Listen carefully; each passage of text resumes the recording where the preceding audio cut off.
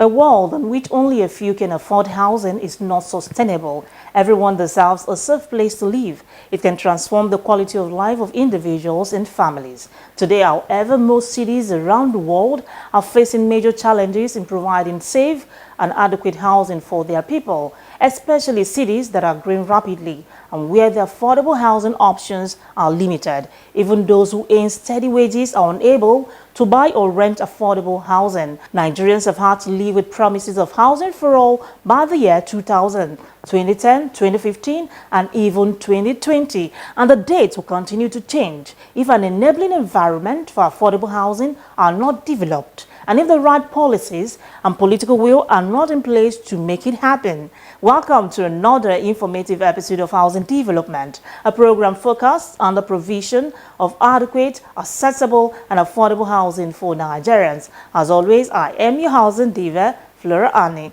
Let's see the news making rounds in the housing sector. I'll be back shortly.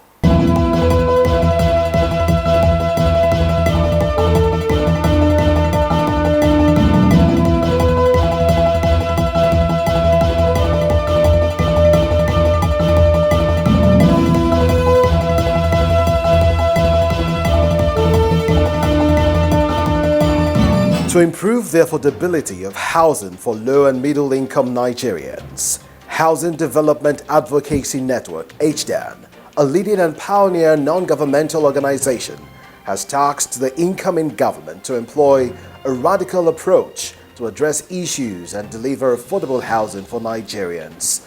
This was disclosed in a statement signed by the Executive Director of HDAN, Fesadeb in Abuja, who noted that while the federal government under former President Goodluck Jonathan had made appreciable effort in its bid to provide affordable housing, President Muhammadu Buhari, on the other hand, has since 2015 done less than required to change the narrative in this regard.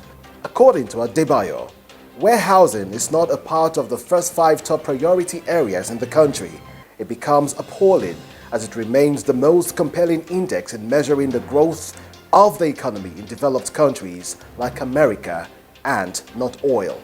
He, however, urged the incoming government in Nigeria to be consistent in creating an enabling environment to attract investment in housing and make the private sector thrive. The National Bureau of Statistics (NBS) says Nigeria's inflation rate has increased for the 4th consecutive month this year to 22.22% in April from the 22.04% recorded in March. According to reports, the April 2023 inflation rate showed an increase of 0.18 percentage points when compared to March 2023 headline inflation rates. Similarly, on a year-on-year basis, the headline inflation rate was 5.40 percentage points higher compared to the rate recorded in April 2022, which was 16.82%. Lagos State Building Control Agency has commenced manual removal process of a building in the YABA area constructed in violation of building codes and regulations of the state. According to LABSCA, the removal was in the interest of public safety. Speaking on the exercise, LABSCA's General Manager, Bola Oki, expressed his gratitude to the whistleblower who brought the non-complaint structure to the agency's attention. The agency added that the developer did not obtain requisite permits before embarking on the construction project, posing significant risks to the would-be occupants and surrounding community.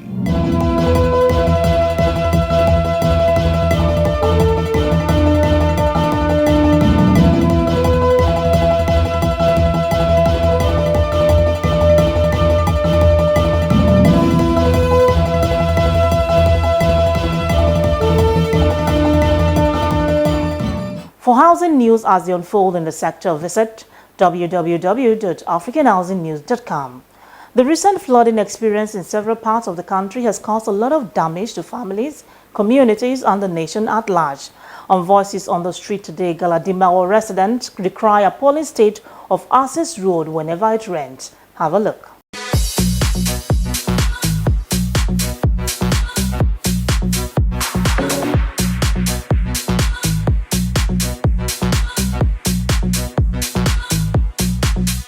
Galadimawa here, as I'm telling you now, you will see a lot of waste, you will see papers, you will see all manner of things, even on the road. At the end of the day, when water comes, there is no way that the water can pass.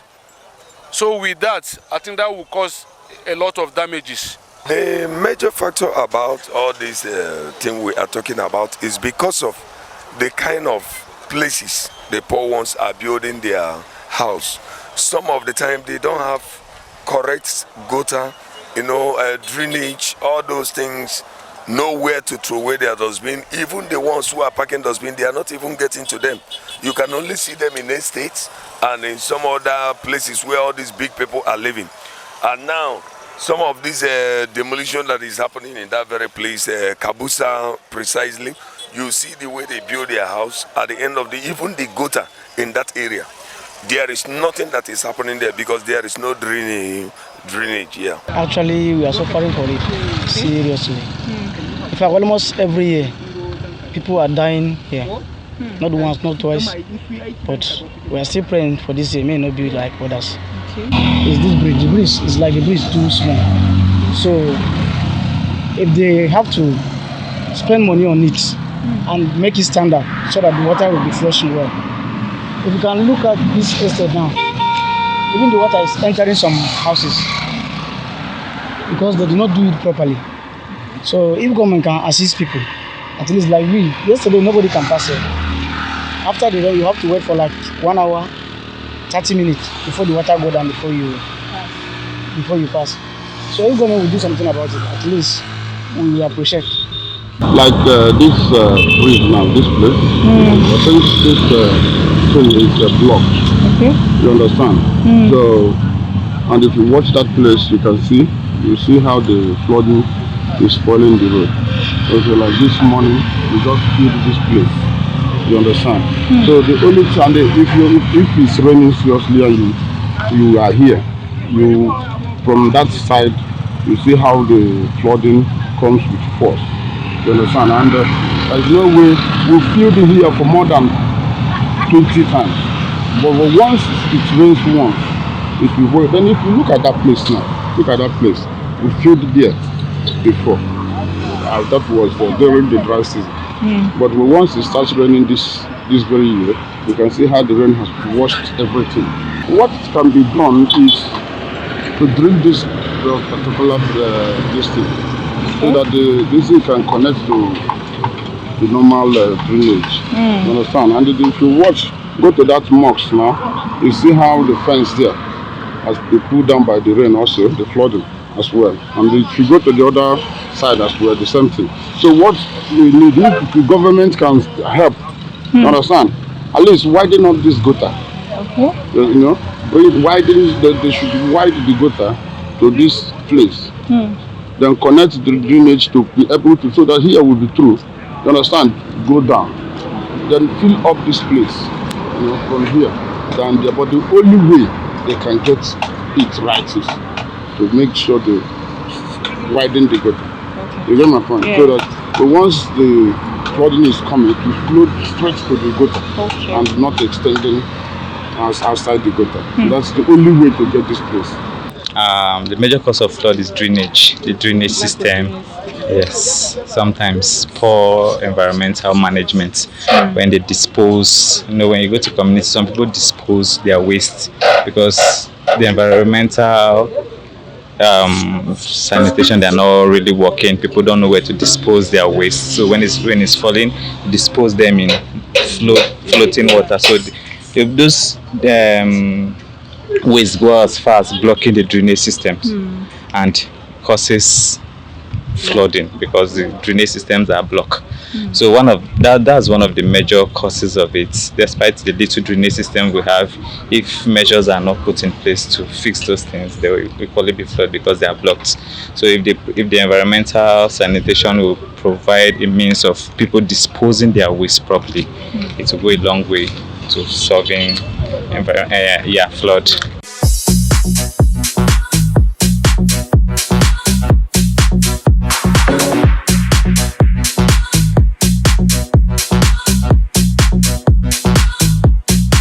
Voices on the street there. Now moving on. These housing stakeholders are advocating for proper urban planning before development to cushion the effect of flooding.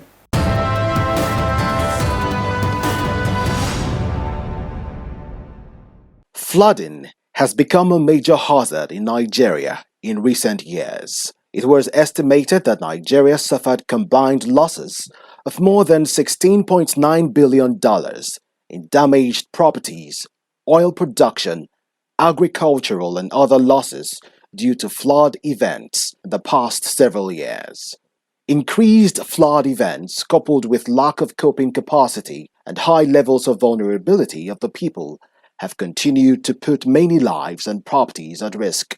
Stakeholders are therefore increasingly concerned about the threats of flooding to communal safety and national development. Town planner Olutoyin Ayinde says in mitigating the effects of flood, planning should be done before development, as planning precedes development. You do not develop before planning. The sequence all over the world is that planning precedes development, just like thinking precedes speaking. The good book says, do you see a man who speaks without thinking? There's more hope for a fool than for him. So do you see a man who develops without planning? There's more hope for a fool than for him. Such things like flood are the things that prove that fools are developing, because you are required to plan. And planning helps you to know the places that are floodable, the places that are wetland, the places that are low-lying. And when those information come to you, it helps you to take meaningful decisions of how to develop. He also stated that most flooding have been caused by non-adherence to principles of planning and physical planning standards. Flooding in estates like Trademore or others that may come in future, if we are not wise enough, it will be because we have not followed the principles of planning. We can't make headway trying to develop without planning. It's chaos. We are headed for destruction. In fact, the way I put it is that we either plan or we perish. Planning helps us to know how to properly organize our land uses. The absence of proper urban development planning process has over the years resulted in the gross distortion of ecological systems and has abused the floodplains, especially in the low-lying cities. In tackling flood risk in Nigeria, Town planner Olutoyin calls on the federal government and all stakeholders involved to understand the concept of planning before development. The only way forward is as old as humanity. You know, Socrates in 470 BC to 399 BC, that's even before Christ was born, he said by far the most admirable form of wisdom is that needed to plan and beautify cities and human communities. So if someone knew that centuries ago, we must be joking if we think we will make any headway without planning. So that's why our chief executives, the president of the Federal Republic of Nigeria, the governors of every state in Nigeria, the local government chairmen, people, leaders of thought, people, Nigerians generally, the ordinary man selling cigarettes on the street must understand the concept of planning, that when we do not plan, we are not hoping to make any headway in life. Meanwhile, the national president of Real Estate Developers Association of Nigeria, Alhaji Aliyu Wamako, has also called on all developers and REDAN members to implement and adhere to the right-approved plans during construction. We call on our members, who are the developers, to always respect the extant laws of building. Nobody is supposed to build on the waterways. So we feel that The extent clause is for you to respect what is given to you by development control approval. Town planner Olutoyin Ayinde, the former national president NITP, speaking on flooding and the need for urban planning, and also Dr. Aliyu Wameko, the national president of RIDAN, advising all members of RIDAN and developers to adhere to the right-approved plan before construction to avoid cases of flooding in the housing estate.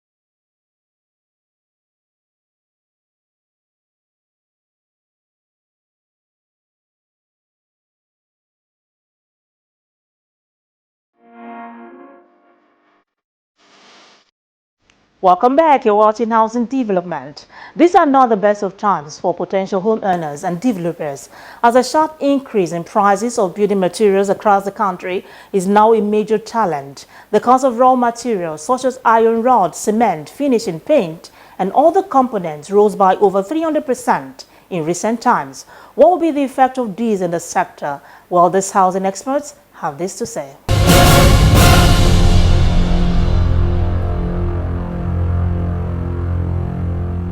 In recent times, there have been a dramatic increase in the cost of building materials in Nigeria, and this development threatens the performance of the construction industry. However, building items have been playing important roles as they have contributed immensely to the quality and cost of housing, and are a huge contributor to the national economy of any nation. To shed light on this subject, John Ochogu, an architect, stated that the increase in the cost of building materials in Nigeria was a reflection of the economy. He emphasized that the rise was propelled by the inflation of building materials as well as the naira value to purchase these items. The shift in the price of building materials is temporal. It is indexed to the price or the exchange rate on the foreign exchange market. So whereas today it seems to have gone up so much, in all honesty, it's only a reflection of the economy. So if, for instance, Forex were to drop to 1:197 as it once was, expect instantly that the cost of building materials will drop. So it is hoped that the average revenue per user will also go up and down, except for those on fixed salaries first. So it's not as if the cost of those materials have gone up. It's that the naira value to pay for it has gone up. So the cost per square meter for affordable housing will be somewhere between $180 and $270 per square meter everywhere else in the world. Medium income will be somewhere about $300 to $500 per square meter, and then high will be $570 to $620 per square meter. Meanwhile, other architects insisted that the increase in building materials was due to the type of policy given by the government and ingenuity. Chike Obiano advised that local production should be encouraged in order to tackle the inflation of price issue in the industry. Well, it's a couple of things combined. It has to do with government policy. It also has to do with ingenuity. Right from time immemorial, our houses were built in the ancient times with materials that were within our close proximities. So in terms of economies of distance, we need to be able to work out industrial clusters that are as close to the site as possible. If we have, for example, a ceramics factory in every geopolitical zone in this country, kaolin is very widely available all over the country, as well as other building materials. If we have a shortage of, for example, aluminum roofing sheets, we can develop alternatives in clay tiles for roofing. So we need to do research, and government needs to invest in research, as well as the institute, for example, investing in research to come up with new materials. Government policies need to help also local production, and then Nigerians, the members of the public who will use these materials, there needs to be a mindset change, because you see, people always want to use foreign materials because they feel it's more superior. But I think we are in a situation where there's an opportunity for us to have that change in mindset to choose homegrown solutions. I think one of the key things is local production. Somehow capacity has to be built for local production. You cannot import things continually because Forex and the markets is not going to work. I mean, we're all aware of the current situation right now. So I think it's finding ways by which more people will be encouraged to manufacture local items. If it's nails, if it's timber boarding, if it's flooring, if it's properly tested block work and so on, that will help. Furthermore, John Ochugu added that the way out of this hiccup was for manufacturers to always put into consideration the consumers that would use their products and specify for the high, medium, and low-income earners.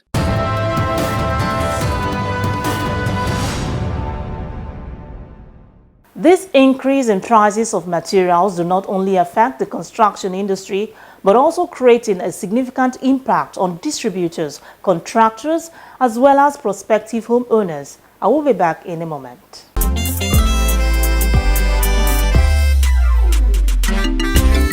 The board and management of Africa International Housing Show felicitates with Mrs. Zubaidu Umar, Executive Director, Finance and Corporate Affairs, FMBN, on the occasion of her birthday. We wish you all the best as you advance into a new year in your professional and personal life. Happy birthday to an amazing Amazon.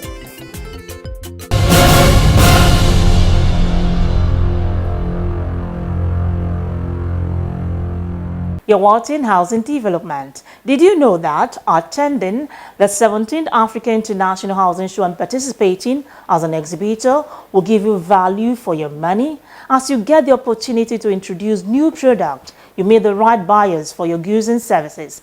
Testimonies from attendees and exhibitors have confirmed that there is no other platform in Nigeria that brings together people from different political divides and backgrounds, professionals from the housing and construction sector, to come together and chat about a new cause for the housing sector. Now here is a recap and testimonials of the 2022 Africa International Housing Show.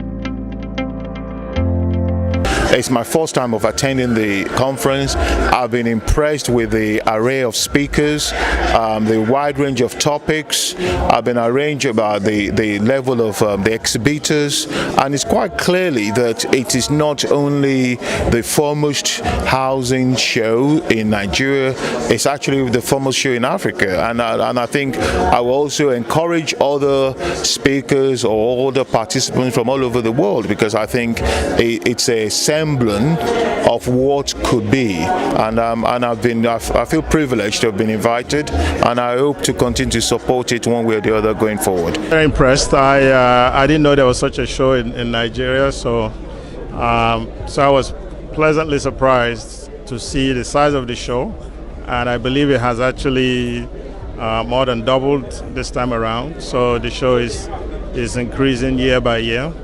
And it's a great environment, because you get a chance to network, see what everybody is doing, learn something about what various people in the property business are working on. So it's a great platform. I'm much in tune with the theme of this year's conference, which is about sustainable financing of housing. And the key here is that word sustainable. It's not about just building houses. It's to build houses that can create a sustainable community going forward, and to make them affordable and available to a greater number of Nigerians. At the moment, we have a lack of access lack of availability of these buildings that are affordable, and of course that itself makes housing such a critical issue for people.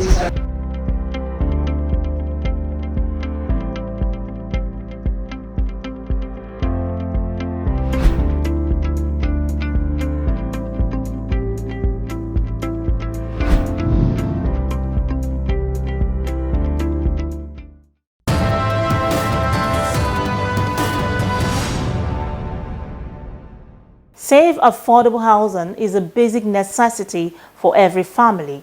Without a decent place to live, people cannot be productive, and members of the society, children cannot learn, and families cannot strive. Locals' housing should be given top priority in the country. On that note, I end today's edition of Housing Development. Thanks for watching. Keep a day, same time next week. As always, I am your housing diva, Fleur Annie. See you soon.